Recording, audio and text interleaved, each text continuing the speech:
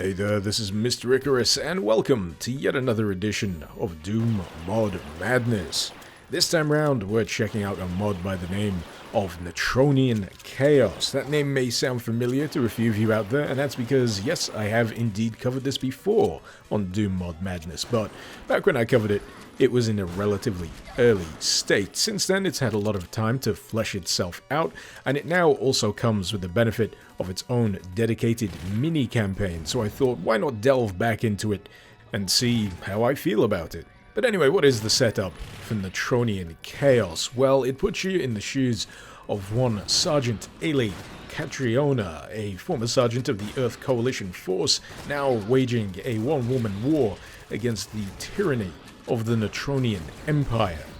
Aiding you in this endeavor is the fact that Netronian Chaos also allows you to wield around about 24 different kinds of weapon. Quite the number, something that some of you may imagine becoming a bit of a burden to have to cycle through, but that's where a quirk of Netronian Chaos comes into play. The fact that you can only carry a maximum of 6 weapons at any given time.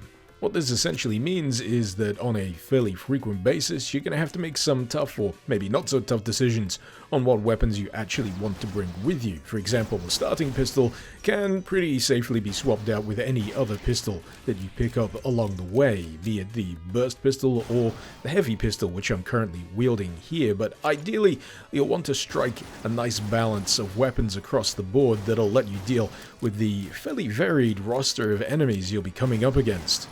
On that particular front, it's not very long at all before you start coming up against much stronger resistance, even here in the opening level.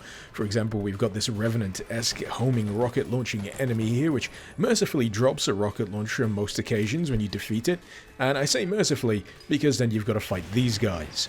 They're pretty tough, one significantly more than the other, but judging by the amount of rockets they can eat, I'm sure you can guess which is which.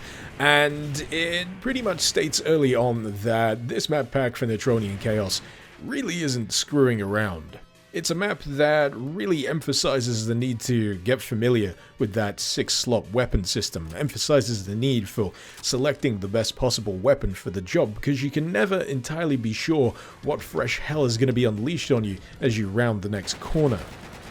In comparison, the second level here feels a lot less strenuous to make your way through, and for me that's down to a number of reasons, the first of which being the level design here is a lot more open, giving you much more room to maneuver around your enemies, and by this point you'll also have gained a much more significant grasp of the slot system and a number of the weapons themselves. You'll also notice that there's an additional quirk to this level, which is the need to rescue all POWs in the level, which could be potentially troublesome if you skip over any of them, because then you'd have to backtrack through the entire level to find them again, but if you're in any way, shape, or form attentive, you really shouldn't have trouble spotting them. I mean, the yellow, faceless aliens with boobs, it's kind of hard to miss. You'll also run into a few new interesting enemy types here. For me, the real joy is figuring out what they replace in regards to Doom 2. So, for example, the robot that I just killed, pretty sure that replaces a pain elemental, what with the tiny little hover robots that it also spits out every now and again. But in general, I'm actually quite a fan of all of the design work that's gone into Netronian Chaos here. I mean, MS Paint style may not be for everyone, maybe a little too cartoony for the sensibilities, but for me, everything is clean and recognizable and pretty damn distinctive. Something that you may not expect to happen relatively early on in this Netronian Chaos campaign is a boss battle, which happens here at the end of the second map, and I do have to give particular praise to the boss battles here because they felt like boss battles. It's a tricky thing to try and get right. You've got to build in enough challenge to make it feel like a satisfying fight, but also eliminate anything that may make enemy abilities or attacks feel particularly cheap. And I feel like the balance here has been quite well struck. A few elements that contribute to a successful boss battle is that the boss is not the be-all and end-all of it. It's also to do with the arena in which you fight it. In this case, there's a few elements in play that prevent it from becoming too much of a fight where all you do is strafe and hold down the fire button. For example, there's plenty of cover around here for you to take a little bit of a breather from the sustained enemy fire and think about what you want to do next. And around that cover are a few tantalizing new weapon pickups for you to experiment with. And chances are you'll need to, because the weapons that you bring through into this fight will probably be a little low on ammunition by this point. It's a nice way of introducing new stuff, of tempting the player to maybe tank a few hits for the sake of more powerful weaponry, and just in general, a pretty decent fight. Level 3 takes us deeper underground, where you'll have to avoid lava pools and also deal with enemies that use shields to block your bullets, which I've always found to be a really intriguing behavior for enemies. And it's counterbalanced here by the fact that they don't have any projectile weaponry of their own, but they can probably pack a mean punch if they let you get close enough to your face. It's all about timing, really, making sure you can attack them and they've got their guard down, but it's always tricky to figure out when exactly that is. It feels silly to say it, but another aspect of this level I really like is, believe it or not, the skybox, which, considering this level takes place underground, you'd think wouldn't actually be a thing, but if you take a little time to actually look at the background art for this, it's really cool. It's this big cavernous space with these big gun emplacements in the distance. Adds a lot to the level itself, rather than just have it feel like this generic subterranean area. Another aspect of this level that I've got to give particular props for is the fact that they make it absolutely crystal clear that yes, the lava is in fact fine to swim in, thanks to very canny placement of environmental suits, in some cases actually floating in the lava itself. So yeah, don't be afraid of getting your feet wet. They're not gonna erupt into flame and cause you to die a very painful death. In fact, it is quite necessary to progress through the level itself. Believe it or not, this level features a boss battle all of its own once you reach the end of it, and I'm a fan of the way this particular one looks. What can I say? I'm a fan of mecha-inspired enemy design. And in terms of the attacks you'll have to contend with here, the primary attack is quite easily avoided with some effective circle strafing, but you gotta be careful about your positioning in this area as well, because its secondary attack deals some quite hefty splash damage on impact. Another quirk you'll have to look out for is at a certain point during the battle it will also start spawning these energy turrets, forcing you to use that scant bit of cover at the back of the room a little bit more effectively. It's essentially a fight that allows you to get into a rhythm and then shakes it up a little. It's a challenge without resorting to being a pain.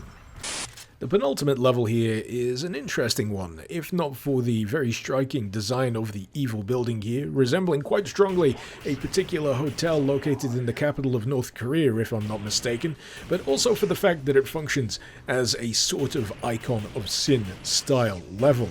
Now I say sort of largely because it's a level where enemies will continuously spawn in the longer you spend here, so really it's a level about ascending this building as quickly as you can.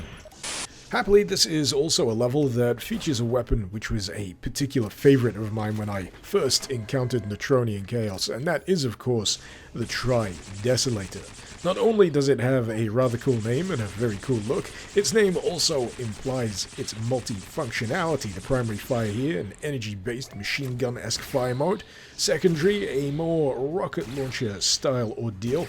But the third is where it gets rather satisfying, transforming the Desolator into the BFG analog it was always meant to be. And it really just cements one of my favorite things about the weapons in Netronian Chaos, from the Tri-Desolator down to the heavy pistol. The weapons here feel good to fire. Spoilers for the final boss, by the way, but then again, if you've made it this far through the video, then you probably don't really give a crap. Either way, the final boss here is certainly visually distinctive, what with fighting a great big hovering death machine piloted by your nemesis himself, and ironically this is actually one of the weaker boss battles in this campaign. Now, I'm not saying it's a bad boss battle, far from it, it's a perfectly fine boss battle, but it does run into that problem I occasionally have, which is it turning into a circle strafe fight, which, as you can see, is a tactic that's working pretty fine for me right here. Granted, the boss does switch up its fire pattern. It does have a bit more of a spread fire going on at a certain point, which is a little trickier to circle strafe your way out of. but that doesn't stop it from being a little less interesting to fight in comparison to the other two. In terms of things that could make this a potentially more interesting encounter, I was personally hoping for more varied attack types from the boss itself, forcing me to vary up my movement patterns rather than restricting me to this more effective circle strafe strategy, and I was also hoping for maybe a little bit of variation in the arena itself, especially when dealing with a more stationary type boss, but ultimately, it's still fun, and serves as a nice cap to this rather entertaining mini-campaign. Surprising absolutely no one, I would heartily recommend Netronian Chaos alongside this mini-campaign add-on. In fact, I'm pretty sure the first time I covered Netronian Chaos, I had a rather nice time with it, and the only caveat was I wished that there was some dedicated levels to go alongside it, and here we are. The only thing I'd say that I'd want from this point forwards is more levels, please. More like this. This is good. Please keep good things coming. I enjoy good things. Thank. In all seriousness though, this is a really nice short and sweet compilation of levels that does a real good job of playing to the strengths of Netronian Chaos, and I've got to admit, it's a pretty strong foundation to begin with, so really, this is quite possibly an ideal introduction to any of you thinking about it, but not really sure about what map packs to play alongside it. But yeah, if you're in the mood for a mod with a shed load of guns for you to experiment with that both look and feel good to fire, if you're interested in facing off against a roster of pretty distinctive and fun to fight enemies, then look no further. This is something that you most assuredly should give a whirl for yourself. To that end, if you find yourself interested in Netronian Chaos, you'll find the link alongside the link to the map pack in the description below. While I'm at it, I'd like to give a great big thank you to my wonderful patrons over on Patreon. Thank you so very much for supporting the channel and for helping to make content like this possible. If you're interested in lending a hand yourself, maybe you'd like to see your name in the credits, or maybe you'd like to gain access to my videos before anyone else, in which case you'll find the link to my Patreon page also in the description below. Hopefully you've enjoyed this video. Feel free to let me know what you thought in the comments, and feel free to suggest any mod you'd like to see me cover in future episodes of Doom Mod Madness. This has been Mr. Icarus. Thank you very much for watching. Icarus out.